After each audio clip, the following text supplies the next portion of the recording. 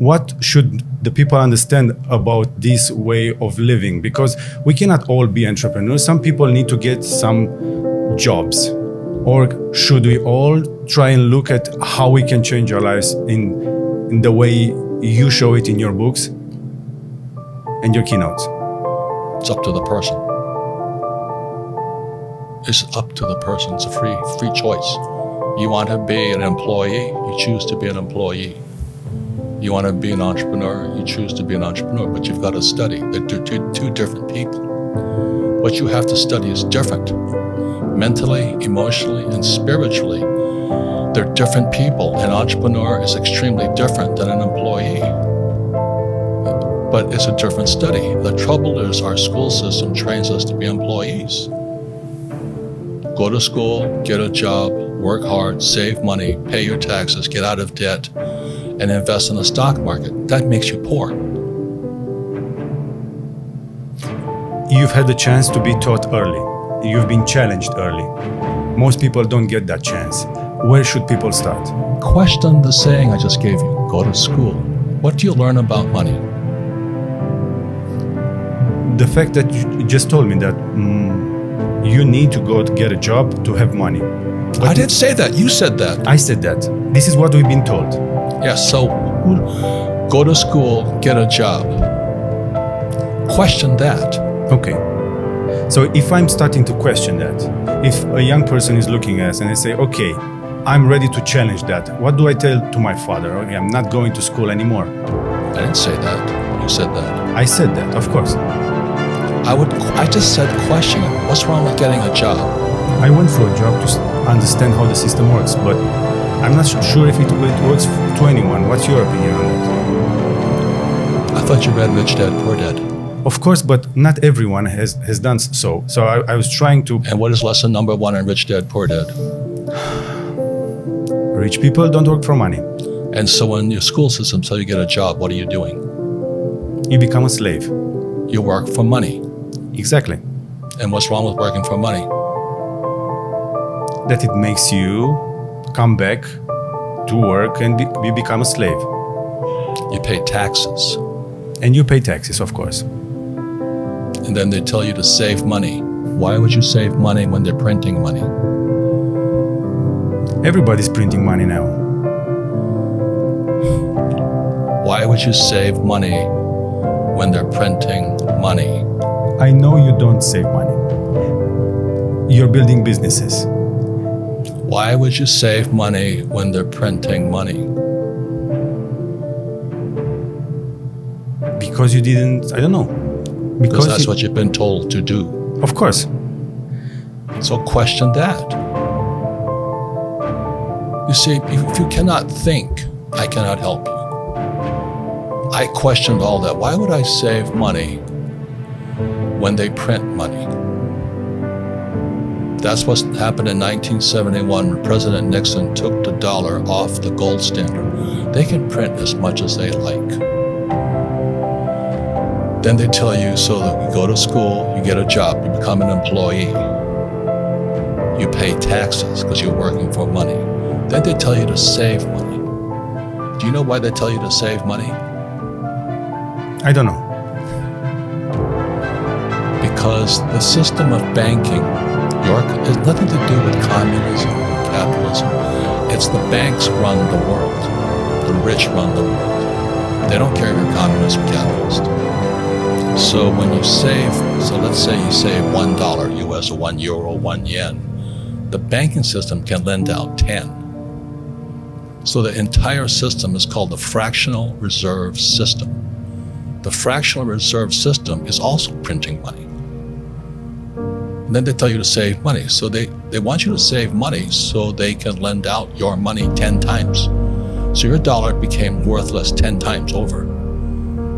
And then they used to pay you 10% interest on your money. Now it's at best 1%. And they're still lending it out 10 times. So that's why you don't save money, is because your money is becoming worth less and less and less and less and less. The banks are getting richer and richer and richer. Then they tax you on that interest they pay you.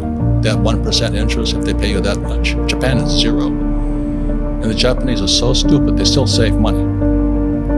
We also have zero. Yeah, and they still save money. How stupid is that? So that's what I question. So how come that happens? Now, if I borrow money, guess what? Do I pay taxes on debt? I guess no. Why is that? I know This is what I'm saying, okay?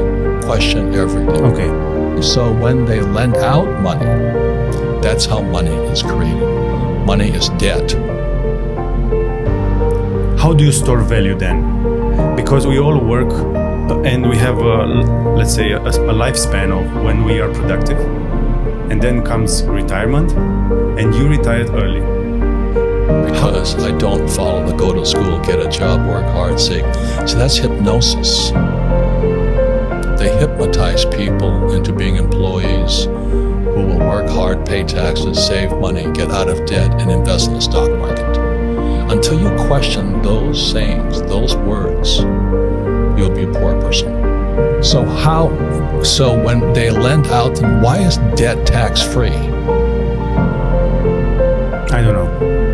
Because that's how money is created. And so the banks love it. They love people who borrow lots of money. So how do I get rich? I borrow money. And I buy assets with it. The poor person borrows money and buys liabilities like purses, cars, houses, and they get poorer and poorer and poorer.